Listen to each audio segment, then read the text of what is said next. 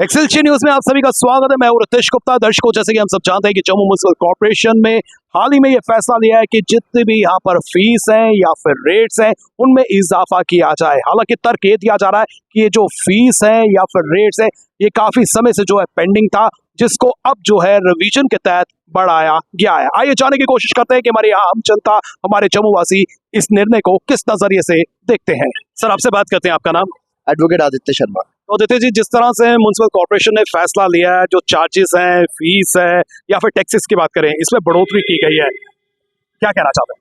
देखिए, ये तो सबसे पहले सरप्राइजिंगली बात है। आप सबको पता है कि जैसे इस टाइम पे कॉर्पोरेटर कोई भी नहीं है, हमारी असेंबली भी नहीं है, इस चीज़ का नाजायज फायदा उठाया जा रहा है। देखिए, एक डेमोक्रेसी का ना जो रूट होता है ना, वो होते हैं कि नीचे जड़ से कैसे आना है। जैसे आप देखें, एमएलए इलेक्ट होके आते हैं, कॉर्पोरेटर इलेक्ट होके आते हैं, इनके पास ना एक वेस्टेड पावर होती है कि किसी डिसीजन मेकिंग पावर इनके पास लाई करती है। आप देखें, जैसे कॉर्पोरेटर कोई है नहीं है, इनकी एब्सेंस में उनके कमिश्नर साहब ने एक डिसीजन लिया और मीटिंग हेल्ड करते हैं और बोलते हैं आज के बाद से चार्जेस बढ़ जाएंगे। मैं तो इसको बिल्कुल कंडेम करूंगा।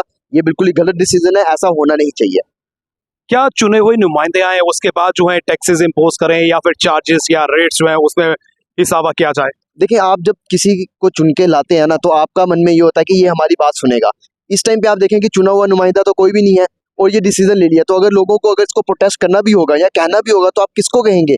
हमारे पास फिर मीडिया के अलावा तो किसी के पास कोई ऑप्शन होता नहीं है। आप देखेंगे इस टाइम पे ऐसा चल रहा है कि एमएलए साहब भी नहीं है हमारे पास कोई, इस टाइम पे असेंबली नहीं है, कॉर्पोरेशन में नहीं है। अगर यही डिसीजन कॉर्पोरेशन के दौरान कॉर्पोरेटर्स ने लिया होता और हमारे ही जैसे वार्ड का किसी कॉर्पोरेटर इसमें उसने हाँ किया होता या ना किया होता, तो हम उसको कल को पकड़ तो सकते थे ना कि भाई ये तूने डिसीजन में हाँ क्यों बोली, तेरा डिसीजन गलत है, हम नेक्स्ट टाइम तुझे सपोर्ट नहीं करेंगे। आदित्य जी, जैसे कि आप एडवोकेट भी हैं, मैं आपसे ये भी जानना चाहता हूं, जिस तरह से शॉप्स के रेंट की बात करें, गैरेजेस की बात करें, गोडाउन की बात करें, तो उसके जो चार्जेस हैं वो अप्रैल 2023 से जो है वो बढ़ाए जा रहे हैं। देखिए, ये भी बहुत अजीब बात है। रेट्रोस्पेक्टिव इफेक्ट आप कैसे दे सकते हैं? अगर आपको ऐसा कोई डिसीजन लेना था तो आपको इस सेशन का स्टार्ट होने से पहले ले लेना चाहिए था कि फ्रॉम 2023 ऑनवर्ड्स हम ऐसे ऐसे चार्जेस करेंगे। अगर इन्होंने ये दिसंबर में डिसीजन लिया है तो it should have been come into being in 2024, not in 2023। आप कैसे किसी को पीछे से उसके वो चार्जेस ले रहे हैं? ये भी बहुत गलत डिसीजन है। वही आपको सबसे कह रहा हूँ कि ये चीज बड़ा गलत हो रहा है। इलेक्शंस हो जाने चाहिए, चुने हुए नुमाइंदे आने चाहिए जो हमारी बात सुने और हमारी बात आगे रखें। इस समय कांग्रेस से सीनियर लीडर नर्मदा शर्मा जी हमारे साथ हैं। आइए इन्हें से जानने की कोशिश करते हैं। मैम, जिस तरह से जम्मू म्युनिसिपल कॉर्पोरेशन ने फैसला लिया है कि जितने भी चार्जेस हैं, रेट्स हैं, फीस हैं, उसमें इजाफा किया जाए, हालांकि उनका तर्क ये है कि काफी लंबे समय से ये पेंडिंग चल रहे थे, इसलिए जो है इसको रिवाइज किया गया है।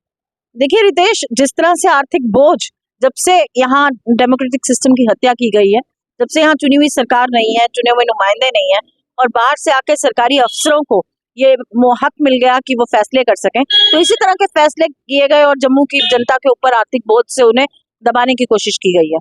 हम तभी तो कहते हैं चुनाव होने चाहिए ताकि एक चुनी हुई सरकार आ सके और चुने हुए नुमाइंदे कभी इस तरह के गलत फैसले नहीं करेंगे। जिस तरह कल हमने देखा कि जम्मू म्युनिसिपल कॉर्पोरेशन का एक फरमान जारी किया गया कि तमाम जो सैनिटेशन चार्जेस से लेके जो दुकानदारों के वो थे और बिल्डिंग परमिशंस, सैनिटेशन चार्जेस, जो भी चार्जेस थे सबको बढ़ा दिया गया। जम्मू म्युनिसिपल कॉर्पोरेशन का ये दायित्व है कि वो बेसिक एमिनिटीज, सड़क, नाली, पानी, बिजली जो है ये मुहैया करा सके हर घर तक। आज मैं आपको अर्बन एरिया की क्या व्यथा बताऊं कि आप यहाँ आए हैं, आप मेरे साथ चलिए, आप यहीं देख लीजिए गंदगी का क्या निजाम है। सड़क देखने को नहीं मिलती, सैनिटेशन की बुरी हालत है, ड्रेनेज सिस्टम है नहीं। देखिए, यही होता है जब डेमोक्रेसी की हत्या की जाती है, यही होता है जब चुना हुआ निजाम नहीं काम कर रहा होता। जब चुने हुए नुमाइंदे थे, अभी तो उनको आपने रिटायर किया और एक रिटायरमेंट फेयरवेल पार्टी दी, उससे पहले ये तमाम आपने फैसले क्यों नहीं लिए? क्योंकि आपको पता था कि जो चुने हुए नुमाइंदे हैं वो इस तरह के कभी भी फैसले आपको नहीं लेने देगा। सर, आपका नाम? मेरा नाम मनमीत सिंह है। तो मनमीत जी, जिस तरह से म्युनिसिपल कॉर्पोरेशन जो है चार्जेस को रिवाइज कर रही है, फीस को रिवाइज कर रही है, किस नजरिए से देखते हैं? देखिए, ना हमारे पास यहाँ डिप्टी मेयर है, ना मेयर है, ना कॉर्पोरेटर है, ठीक है। तो ये समझ नहीं आ रही क्यों बढ़ा रहे हैं। अगर नॉमिनल भी बढ़ा रहे हैं तो क्यों बढ़ा रहे हैं, समझ नहीं आ रही ना। पहले तो आगे जनता इतना मार सह रही है, महंगाई की मार, और ये करके ये ऊपर से तो बिल्कुल आगे कुआं पीछे खाई वाली बात कर रहे हैं। तो मेरे ख्याल से ये बिल्कुल नहीं बढ़ना चाहिए। अगर बढ़ता है तो बिल्कुल गलत है, मैं इसके बिल्कुल खिलाफ हूँ। We are living without political process since 2019, right. 2019 से लेके अभी तक कोई पता नहीं है कि कौन से कानून क्या है, कैसा है, कुछ नहीं पता। और जो इनका मन आता है, जैसा ये चाहते हैं, उसी लेवल से कोई डिस्कशन नहीं। उस लेवल मतलब मैं कहता हूँ जिस चीज के लिए कोई अगर आप कानून बनाते हैं या कोई instruction, executive instruction in the form of जैसे अभी आपने बोली म्यूनसिपलिटी फीस के बारे में बात कर रहे हैं आप, तो इस चीज के लिए कोई ये डिस्कशन होनी चाहिए कि किन चीज लोगों के लिए आप बना रहे हो। विदाउट डिस्कशन और टेबल पे रखना और एक ही दम से बोलना कि ये चीज हम ला रहे हैं, तो मुझे लगता है ये कहीं ना कहीं आर्टिकल 14, आप देखिए हमारे आर्टिकल 14 की वायलेशन है। तो मैं इस चीज से बिल्कुल नाखुश हूँ कि बिल्कुल जिस तरह से चार्जेस में बढ़ोतरी की जा रही है, लंबे समय से जो है ये पेंडिंग चल रहे थे, इसको रिवाइज नहीं किया गया था। चाहे शॉप्स के रेंट की बात करें या फिर रिन्यूअल फीस की बात करें, चाहे लाइसेंस की बात करें, तो इसको जो है 2019 के बाद बढ़ाना था, कुछ को जो है 1994 के बाद जो है बढ़ाया जाना था, जिसको बढ़ाया नहीं गया था, और अब जो है इसको रिवाइज किया गया है। देखिए रीजन एक ही है, आप इनकी करनी और कथनी में जमीन आसमान का फर्क है। कैसे रिवाइज होंगे? 2019 में आप देख लीजिए, 2018 में हम पॉलिटिकल प्रोसेस में थे, there after abrogation article 370, right. 370 के बाद कुछ लॉज हमारे यहाँ रिपील्ड हुए। इन्होंने लोगों को बोला कि we are going to help the municipal elections, right. Panchayat लोगों ने तैयारी करना स्टार्ट कर दी। मेरे हिसाब से हर वार्ड में इन्होंने इलेक्शंस का बीन ढोल ताल बजाया। अचानक इन्होंने एकदम बोल दिया हमें कि नहीं, इस बारी म्युनिसिपल काउंसिल खत्म, राइट। उसके बाद जो, क्योंकि हम, अगर मैं फार फ्लंग एरियाज की भी बात करूं, वहां पर इन्होंने डंगा दे दिया कि आप यहाँ पर पंचायती के भी इलेक्शन करा दीजिए, कुछ नहीं हुआ। रिवाइज फीस, देखिए जब मैं कहता हूं कि आपकी अगर अकाउंटेबिलिटी नहीं होगी, जब तक उस पर चेक एंड बैलेंस कौन रखेगा? चेक एंड बैलेंस को रखने के लिए हमें एक पर्टिकुलरली पूरी एक गवर्नमेंट चाहिए, और वो गवर्नमेंट कब होगी, कैसे होगी, गॉड नोज। क्योंकि मैं आपको फिर से कह रहा हूं that since 2019 we are living without political process. इस वक्त जम्मू के पूर्व मेयर मेरे साथ हैं, आइए इनसे जाने की कोशिश करते हैं। सर, सबसे पहले तो आपका बहुत बहुत स्वागत है। धन्यवाद। सर, जिस तरह से म्युनिसिपल कॉर्पोरेशन की बात करें, तो म्युनिसिपल कॉर्पोरेशन ने जो है रिवीजन की है वेरियस चार्जेस की, रेट्स की, फीस की, किस नजरिए से आप देखते हैं? देखिए, ये रिवीजन तो एक कंटिन्यूस प्रोसेस होता है, और पॉलिसी मेटर पे जो भी काम करना हो वो कॉर्पोरेशन ने करना होता है। इस समय हमारे पास कॉर्पोरेशन नहीं है, लेकिन अभी जो एडमिनिस्ट्रेटिव पावर्स हैं वो that goes to the commissioner, वो कमिश्नर के पास होती है।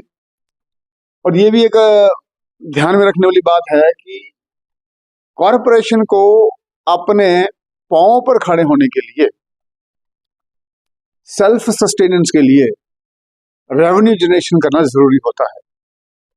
हाँ, ये बात आपकी सही है कि कॉर्पोरेशन हो उसके अपने मायने हैं, क्योंकि ये पब्लिक की आवाज होती है, और कोई भी बड़ा निर्णय जो है वो पब्लिक की आवाज के साथ लेना चाहिए। मेरे साहब, क्या कॉर्पोरेशन जो है इतना इंतजार नहीं कर सकती थी कि यहाँ पर चुनाव हो जाते, चुने हुए नुमाइंदे आते, या फिर जब चुने हुए नुमाइंदे इनके पास थे उस समय इस तरह का फैसला लिया जाता? जैसा कि मैंने कहा कि कॉर्पोरेशन का होना बहुत ही जरूरी है, और वहां लोगों की आवाज रहती है, और जो लोग चाहते हैं वो होता है। सही प्रक्रिया तो वही है। अब क्योंकि सुप्रीम कोर्ट की रूलिंग आई थी कि ओबीसी की रिजर्वेशन करनी है, और वार्ड्स जो हमारे हैं उसको रीऑर्गेनाइज करना है। किसी वार्ड में 2500 वोट हैं, और किसी में 9500, और किसी में 16,000 भी हैं।